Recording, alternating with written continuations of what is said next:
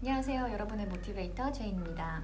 오늘은 오픽에서의 셀프 어세스먼트, 난이도 설정하는 거에 대해서 얘기를 좀 해보려고 하는데요. 이 난이도는 본인의 목표 등급에 따라 달라져야 됩니다. 그러니까 그 화면을 보시고 샘플 답변 내가 한번 들어보고 나는 이 정도 수준인 것 같아 라고 했다고 그 부분을 솔직하게 골라주시면 조금 곤란해요. 그래서 본인의 목표 등급이 정해져 있으시다면 그거에 따라서 전략적으로 조금 더 좋은 점수를 받을 수 있는 난이도 고를 수 있는 방법을 알려드릴게요. 일단 이쪽에 제가 좀 띄워드릴 건데 보이시나요? 이쪽에 그 어세스먼트 보시면은 동그라미, 요 체크할 수 있는 동그라미가 6개가 있어요, 총.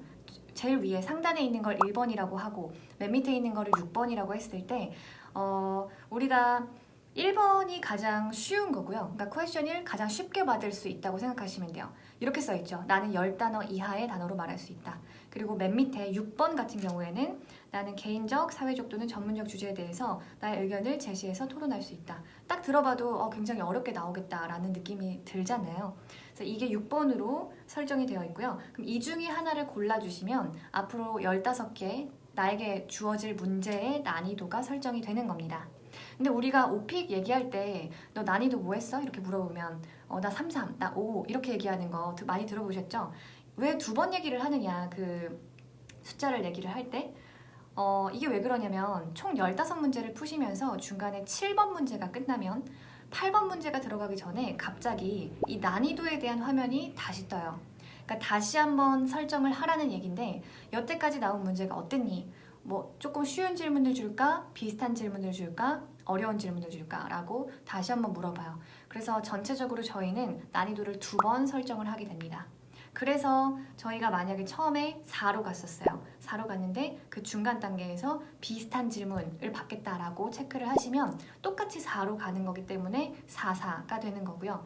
만약에 쉬운 질문으로 가면 4, 3, 어려운 질문을 가면 4, 5 이렇게 설정을 하게 되는 거죠. 저희가 편의상 그렇게 부르고 있는 건데, 그래서 어떻게 설정을 해주시면 좋냐면 일단 이거를 하기 전에 오픽의 등급 체계를 먼저 아셔야 돼요. 오픽의 등급 체계 이쪽에 좀 보시면은 맨 밑에 N으로 시작하는 애들이 있어요.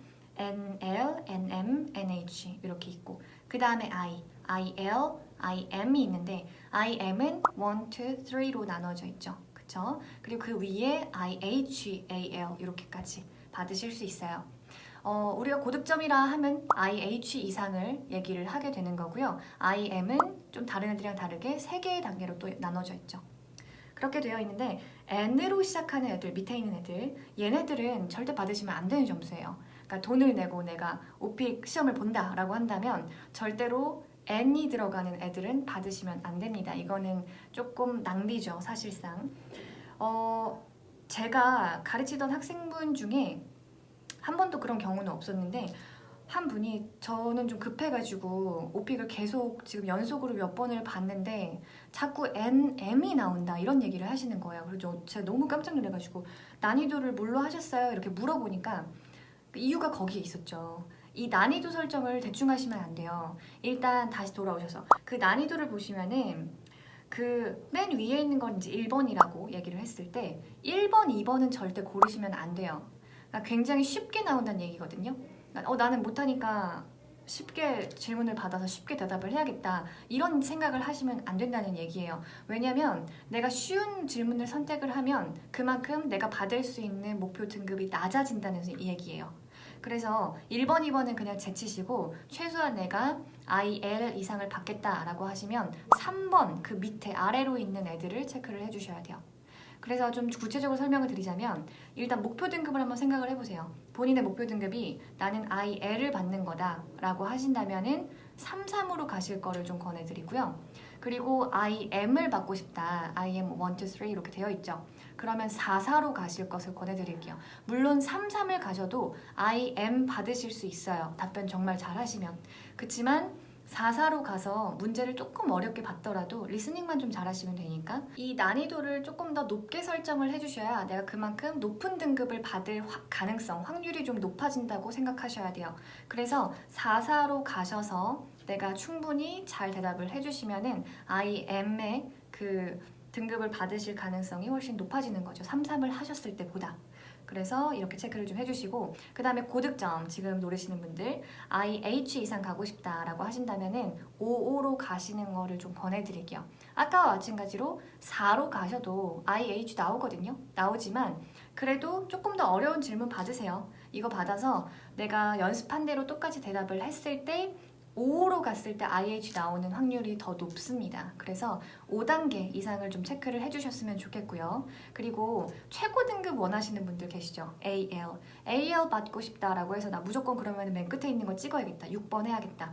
근데 6번을 하게 되면은 5번까지와 조금 달라요. 좀 많이 어려운 문제들, 난이도 자체가 굉장히 어려워지는 느낌이 확실히 있죠. 그래서 원래 영어를 잘 하시는 분들도 퀘스천 자체가 갑자기 어려워지면 조금 이제 부담스럽고 실수가 나오는 경우가 많아서 저는 AL 하시는 분들도 그냥 5로 가셔라 라고 말씀 많이 드리거든요.